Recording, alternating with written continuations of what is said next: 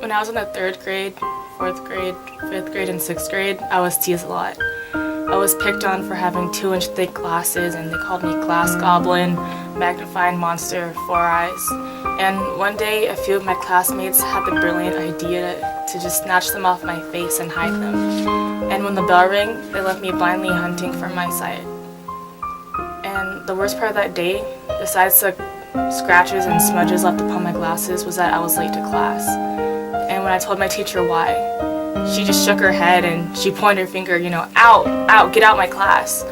I know it sounds terrible and like it couldn't get any worse, but it did. I mean, things like that always did. Swirlies, stolen gym clothes, my complexion being made fun of. Things like that became a common occurrence, and I began to expect them just like the kids expected me to just run away crying when the tormenting got too much to handle. I was only a little girl back then, though. I still am. And the taunting only got worse as I grew older. Every day, people would point out my imperfections that just so happened to be more noticeable than their own. But when did we begin to think that we were grown? Was it because we wanted to participate in grown-up activities and make our own decisions? But maybe that wasn't such a good idea after all, because every decision is a choice that affects your every realm. And when you're young, your mind is malleable and inexperienced, and just enough for you to think that this is your time to shine, to break out, to ensure that you're cool or pretty, untamed, maybe fearless. Unknowingly at first, of course.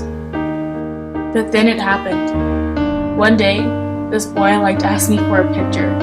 So unknowingly, I sent him one, hoping that it would give me some sort of satisfaction, make me feel older than what I actually am. But in the end, it accomplished neither.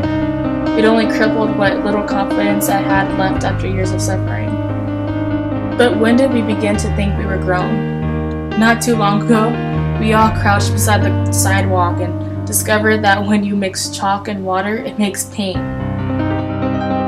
Paint I wish I could use at this very moment to conceal the stupidity I thought I must have been born with.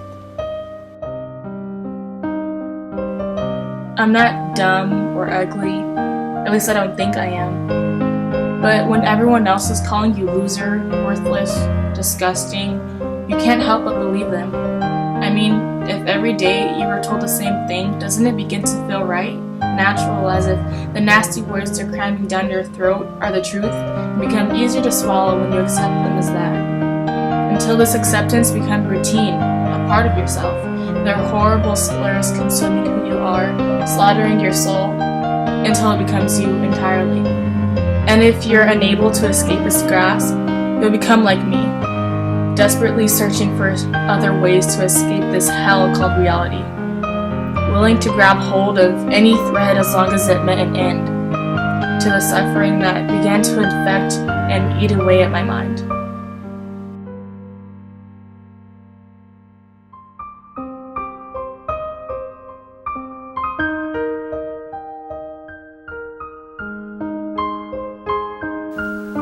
But then I realized, what would killing myself do to them? Make them feel bad for a second before they continue carrying on with their lives, tormenting others to the breaking point just as they had done to me? I couldn't let that happen. I couldn't give those people, the real monsters that don human faces, the satisfaction of knowing that they had pushed me to the point where I thought life wasn't worth living.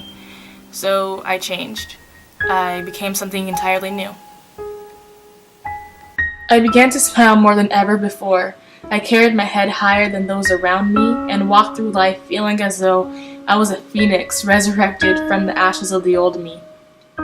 Though, still, I was teased, worse than ever before. But instead of running away and hiding like the old me would have done, I simply turned to them and smiled and said, "Is that the best you've got?"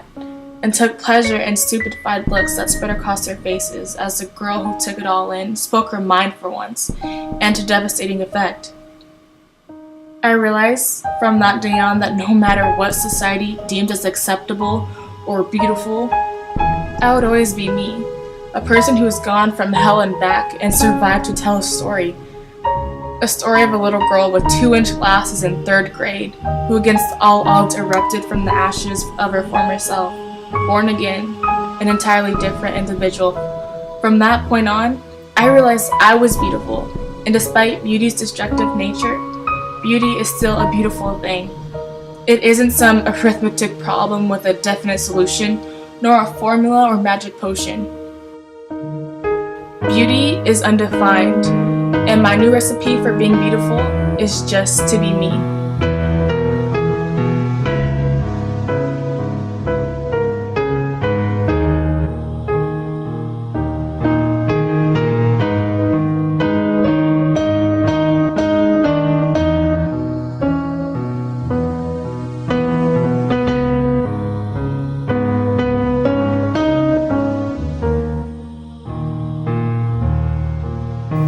Now, whether you take what I've told you as a truth or some fable spun from a child's mind is irrelevant to me.